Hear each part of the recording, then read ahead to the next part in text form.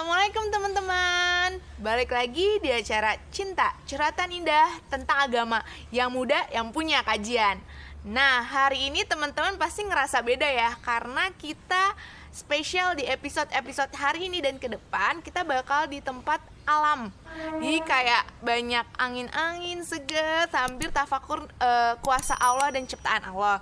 Subhanallah banget teman-teman.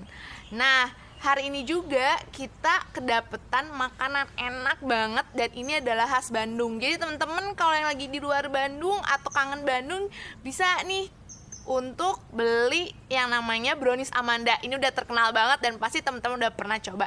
Nah, ini tuh enak banget, tapi nanti kita cobanya bareng-bareng Ustadz ya. Karena sekarang alhamdulillah Ustadz udah ada di samping Dini. Assalamualaikum Ustadz. Waalaikumsalam warahmatullahi wabarakatuh. Sehat Ustadz? Alhamdulillah. Gimana nih sekarang kita beda nih, bukan di studio nih, sekarang kita di alam. Betul. Jadi nuansanya berbeda ya. Nuansanya berbeda tuh, ada suara burung-burung juga, masya Allah. Nah Ustadz dah ini belum nyobain brownies Amanda, pernah nggak? Sering dong. Sering dong, karena ini enak banget. Jadi betul. Kita supaya berenergi nih, kita ngasih kajian ke teman-teman. Kita coba dulu gimana Ustadz? Boleh. Bismillah dulu ya. Bismillah nih. Ini yang rasa original. Di sini kayak ada banyak banget macam rasanya. Bismillahirrahmanirrahim.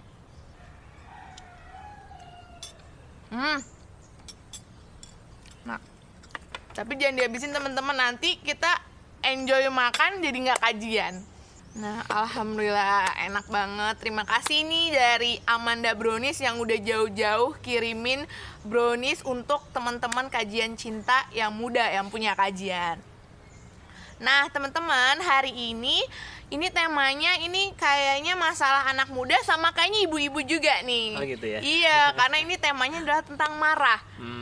Jadi gimana nih teman-teman, pasti suka marah, emosi, marah-marah sama temen. Nah Ustadz nih, sekarang ini udah punya nih, kayak teman-teman udah ini relate banget gitu. Jadi gini, kenapa sih Ustadz ini suka mikir kenapa sih kita suka marah gitu? Muncul kayak emosi, marah sama teman, marah sama sahabat, marah sama orang tua juga kadang-kadang kita suka agak-agak emosi gitu nih Ustadz. Kenapa ya suka muncul marah padahal sebenarnya kita suka nggak mau marah tapi kayak ih gitu. Nah itu gimana Ustadz? Assalamualaikum warahmatullahi wabarakatuh. Teman-teman sekalian, mudah-mudahan teman-teman semua dalam kondisi sehat walafiat. Pada kesempatan kali ini kita akan membahas tentang marah ya Din ya? Marah Ustadz, marah, emosi gitu. Ya, Dini pernah marah atau sering marah? Kayaknya lebih ke arah sering. Oh, Masya Allah. Astagfirullahaladzim. Ya, jadi begini Din, di dalam Al-Quran itu marah nanti ada dua. Ya, jadi ada dengan istilah al-ghadab ya, seperti ghairil maghdub. Nah, ya, kita berharap kepada Allah mudah-mudahan tidak termasuk orang yang maghdub, yang dimurkai. Nah, berarti itu Allah marah kan gitu. Ghadab. Ada juga al-ghaidh gitu. Nah, bedanya apa? Bedanya kalau al-ghadab itu marah yang terlihat pada anggota tubuh. Gitu. Jadi misalkan Dini marah nih. Marahnya tuh sampai kelihatan merah wajahnya, bahkan sampai gimana gitu. Ngegebrak-brak gitu, itu masuk itu al-ghadab. Itu maksudnya al-ghadab ya gitu. Nah, seperti Nabi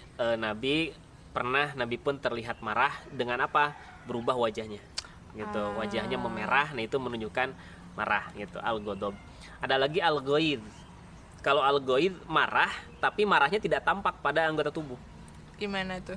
Jadi marahnya di sini terpendam gitu. Gitu. Kesel, marah tapi di dalam gitu. Ya, bergejolak dalam jiwa. Nah, itu namanya al-ghaidh ya. Nah, kenapa seseorang bisa muncul marah gitu ya? Ya, memang di antara sifat manusiawi, marah ini hal yang tidak bisa dihindari ya. Gitu. Yang tidak boleh itu adalah menjadi orang yang pemarah. Dikit-dikit, beda ya marah dan pemarah. Beda. Kalau pemarah itu sudah menjadi karakternya. Dikit-dikit marah gitu, dikit-dikit marah kok dikit. Ya, gitu. Nah, tapi yang jelek itu ketika sudah menjadi pemarah. Itu tidak hal yang tidak diperkenankan. Nah, ada ungkapan seorang sahabat yang mulia, itu namanya Ali bin Abi Thalib ya. Ali bin Abi Thalib beliau menyatakan awwalu hadhihi dhahirah junun wa akhiruha nadam. Itu kata Ali bin Abi Thalib.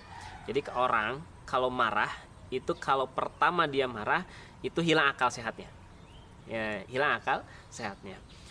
Wa akhiruha nadab, dan orang biasanya kalau marah terakhirnya itu nyesel gitu.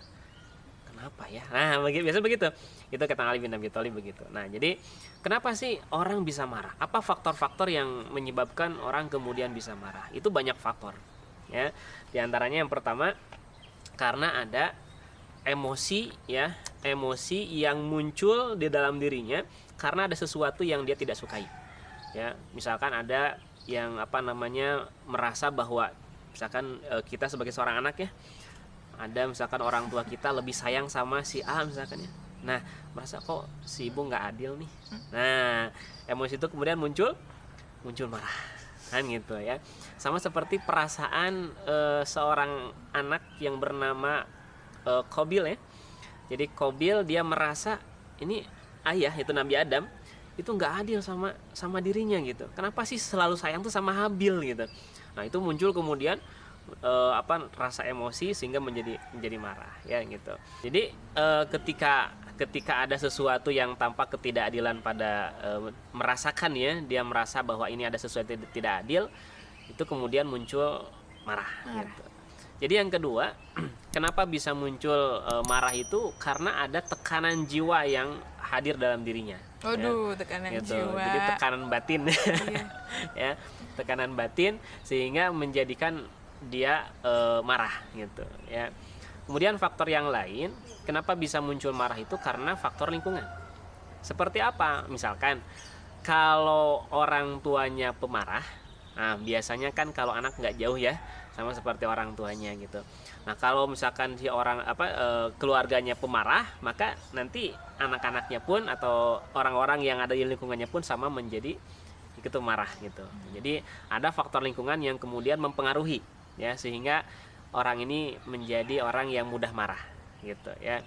Kemudian juga yang lainnya kenapa muncul marah itu ya, dalam ilmu psikologi dijelaskan bahwa muncul marah itu karena apa? Sombong ya.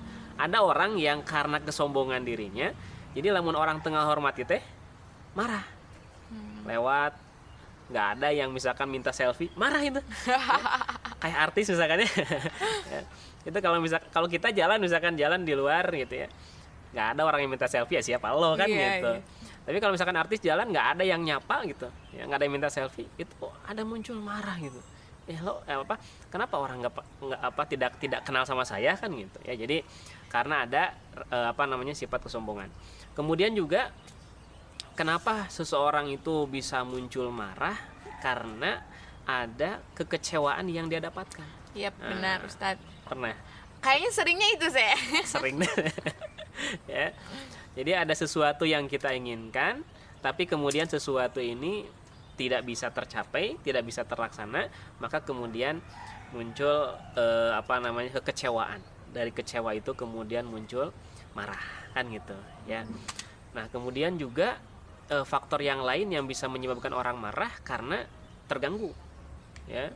Misalkan Dini lagi jalan tiba-tiba ada orang yang ganggu, kan muncul langsung ya gitu, langsung marah kan gitu. Nah, jadi banyak faktor ya, banyak faktor kenapa orang bisa marah. Jadi sebenarnya normal, banyak faktor, cuman kita harus introspeksi dari mana gitu. Mungkin aja jadi malah karena kitanya sombong gitu ya Ustadz ya. Serem juga kalau karena itu. Iya, bisa. Nah Ustadz, sebenarnya tuh yang Dini tanyakan, apakah marah ini tuh ada hadis yang melarang kita marah, atau sebenarnya itu kayak ada boleh apa enggak gitu, ada hadisnya kah apa gimana? Jadi gini teman-teman sekalian, ada seorang sahabat ya, jadi seorang laki-laki tidak dijelaskan sih siapa nama orangnya gitu ya, cuman laki-laki ini datang sama Nabi, ya Rasulullah, tolong berikan nasihat kepada saya ya. Jadi tolong berikan nasihat kepada saya, sesuatu yang bisa saya jadikan pegangan nasihat dari Nabi itu ya. Ini bagus nih, orang ini sudah punya niat baik ya, sehingga dia minta nasihat sama Nabi SAW. Nah, ketika orang ini minta nasihat, Nabi tahu si orang ini pemarah gitu ya. Akhirnya ketika orang ini minta nasihat, maka nasihat Nabi apa? Nasihat Nabi, la tagdob, kamu jangan marah. Dia ulangi lagi, ya Rasulullah, ada lagi nasihatnya. Kata Nabi, la tagdob, jangan marah ya. Dia ulang lagi, ya Rasulullah, ada lagi nggak nasihatnya? Kata Nabi, la tagdob, jangan marah gitu. Jadi kenapa Nabi sampai berpesan atau melarang supaya la taghdab, jangan marah. Bahkan dalam riwayat yang lain, riwayat At-Tabrani, itu sampai kemudian dikatakan la taghdab walakal jannah gitu ya. Jadi kalau ini kasusnya kasus yang berbeda. Ada seorang sahabat, dia datang kepada Rasulullah SAW, ya Rasulullah, berikan nasihat kepada saya sesuatu yang bisa memasukkan saya ke surga gitu. Kemudian Nabi menjawab, la taghdab walakal jannah, kamu jangan marah maka surga untukmu ya. Gitu. Jadi boleh marah apa enggak nih? Pengennya apa? Ya, marah sih sebenarnya, kita tahu supaya nggak marah Gitu. Jadi secara naluriah manusia, marah itu hal yang manusiawi ya. Tapi Nabi mengajarkan kepada kita supaya kita jangan menjadi orang yang mudah marah ya. Jadi dikit-dikit marah, jangan ya. Makanya Nabi berpesan, la taghdab, jangan marah ya. Nah kalau memang kayak itu memang kan naluri manusia marah gitu, memang udah ada kondisi kita pengen marah banget itu, memang mungkin dia mengganggu atau apa, nah itu gimana Ustadz? Ya, Gimana sikap kita? Apa diem aja gitu, diam-diam tapi marah sampai mau meledak, apa gimana? ya. Jadi ada marah-marah yang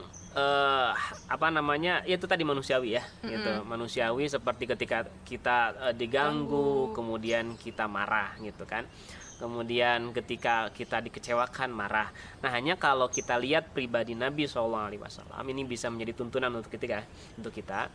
Nabi itu seringkali beliau marah itu kalau berkaitan dengan agama gitu. Jadi kalau agamanya berkaitan dengan agama itu Nabi marah. Tapi kalau kaitan dengan individu Nabi biasanya menahan. Contoh misalkan ketika Nabi datang ke Thaif ya. Jadi ketika Nabi datang ke Thaif, tiba-tiba penduduk Thaif itu melempari Nabi. Jadi dilempari oleh penduduk Thaif gitu. Nah, ketika dilempari Nabi marah, ternyata Nabi enggak. Ya, Nabi enggak marah. Walaupun sahabat-sahabat yang di sampingnya mereka marah. Ya Rasulullah, bahkan dalam riwayat itu sampai malaikat Jibril itu datang kepada Rasulullah, ya Rasulullah, hai Muhammad, kalau engkau mau ya, gunung Thaif akan aku timpakan buat penduduk Thaif. Kata Nabi, jangan. Kenapa? Karena mereka adalah kaum yang belum mendapatkan petunjuk, belum mendapatkan hidayah. Kesempatan yang lain, Nabi pernah beliau sholat di depan Ka'bah. Ketika di depan Ka'bah, itu Nabi lagi sholat, entah ruku atau lagi sujud ya. Kemudian ada tokoh kafir Quraisy itu menyimpan jeroan. Ya, jeroan itu bahasa Indonesia apa? Jeroan. Ya, jadi jeroan binatang, ya, jeroan binatang itu disimpan di punggung Nabi. Ya, itu Nabi lagi sholat.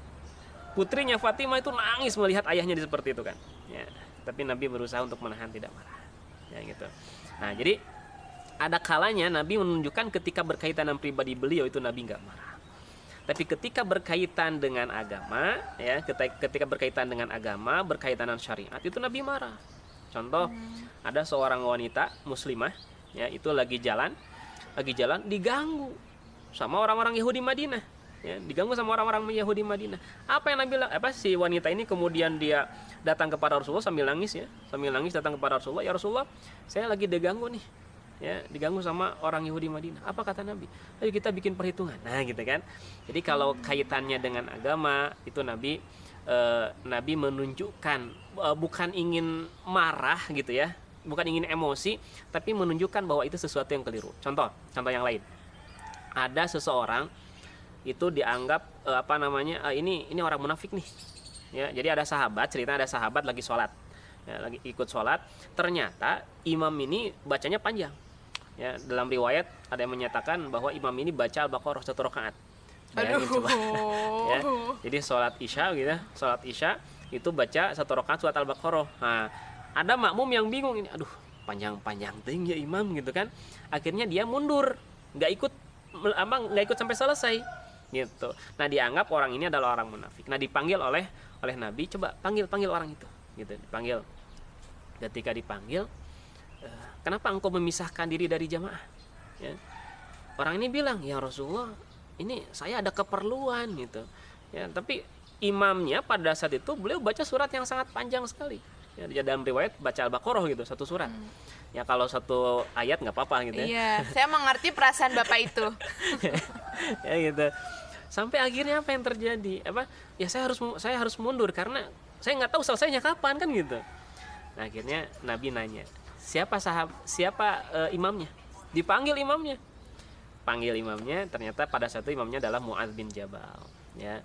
Nah, dalam hadisnya begini kalimatnya. Kemudian Nabi marah. Gitu ya. Marah ke yang mana nih? Ke imamnya. Oh. Ya, jadi Nabi enggak marah ke makmumnya yang memisahkan diri, tidak. Tapi Nabi marah kepada imam. Sambil terlihat dari apa Nabi marah? Terlihat pada wajahnya. Merah itu wajah Nabi. Dan kata sahabat, aku belum pernah menyaksikan Nabi wajahnya seperti itu kecuali pada saat itu. Ya.